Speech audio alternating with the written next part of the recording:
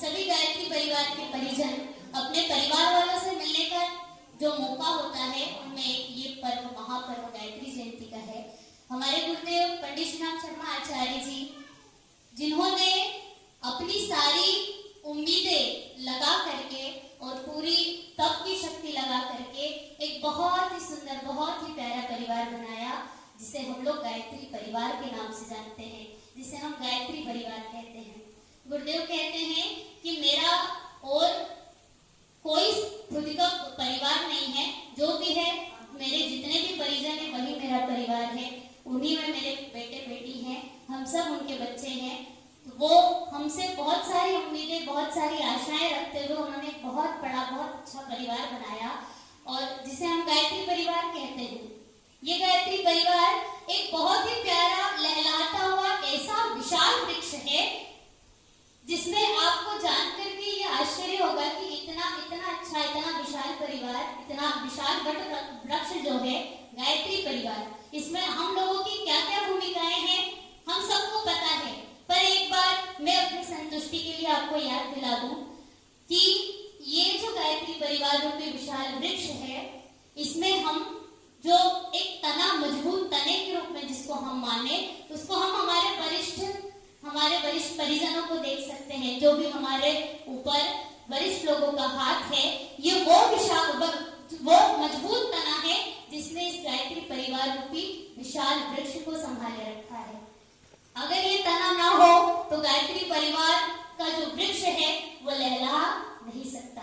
तो हमारे जो परिजन, जो वरिष्ठ जन है, जो केवल अगर बैठे बैठे ध्यान भी रखे ना कि कहाँ क्या काम चल रहा है, तो भी हमारे जो वृक्ष है वो बहुत लहला सकता है। कुछ करने की जरूरत नहीं है उन्हें बस खड़े रह करके मजबूती के साथ सारे वृक्ष को बांध करके रखने की जरूरत है। ऐसे हमारे वरिष्ठ परिजन जो जामवंत की तरह हनुमान को याद दिलाते हैं कि तेरे अंदर क्या क्या शक्तियां हैं। उसी के बाद जो इस तने की अलग अलग शाखाएं निकली हुई है, जो अलग अलग पत्तियां निकली हुई है, ये कौन है?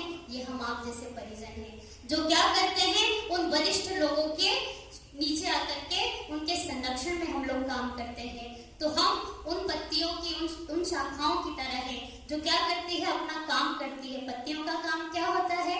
यहाँ पे जो बच्चियां स्कूल जाने वाली, जरा बताएं, पत्तियां क्या करती हैं? ऑक्सीजन, भोजन बनाती है ना वृक्ष के लिए। तो पत्तियों का काम ज्यादा होता है क्योंकि उनको भोजन बनाना होता है।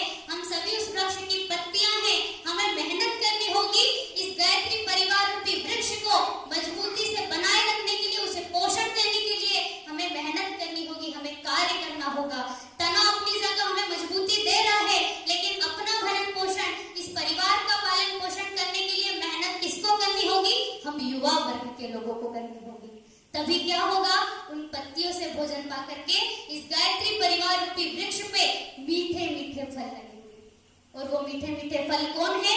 ये छोटे छोटे बच्चे हैं, जो बच्चे अब नए तरीके से आगे आ रहे हैं। ये फल है, ये फल डिसाइड करेंगे कि हमने वृक्ष को किस तरह से खाद पानी दिया, किस तरह से पोषण दिया है। अगर ये फल मीठे निकले तो कितनी अच्छी बात है, मतलब सभी पूरे वृक्ष ने मिलकर के अच्छा काम किया तो फल कितने मीठे निकले। और अगर यही फल कड़वे निकले तो गलती किसकी रही? किसकी रही? जिम्मेदारी ले रहे हैं ना हम लोग।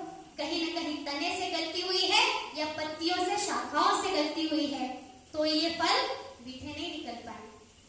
इन फलों को हमें मीठा बनाना है। अब बताइए कि ये फल, ये पेड़ जो है बिना जड़ के टिक रहा है क्या? बिना जड़ के ये पेड़ बढ़ रहा है क्या? नहीं। वो जड़ कौन है? वो जड़ है शांति कुंज हरिद्वार, परम पूज्य गुरुदेव के सानिध्य में उस जड़ ने पोषण पाया है। वो उस जड़ के माध्यम से हम तक वो पोषण पहुंच रहा है, तभी ये पौधा, ये पेड़ लहलहा रहा है। तो हमारे परम पूज्य गुरुदेव पंडित श्रीराम शर्मा आचार्य जी जो शांति कुंज हरिद्वार से जड़ के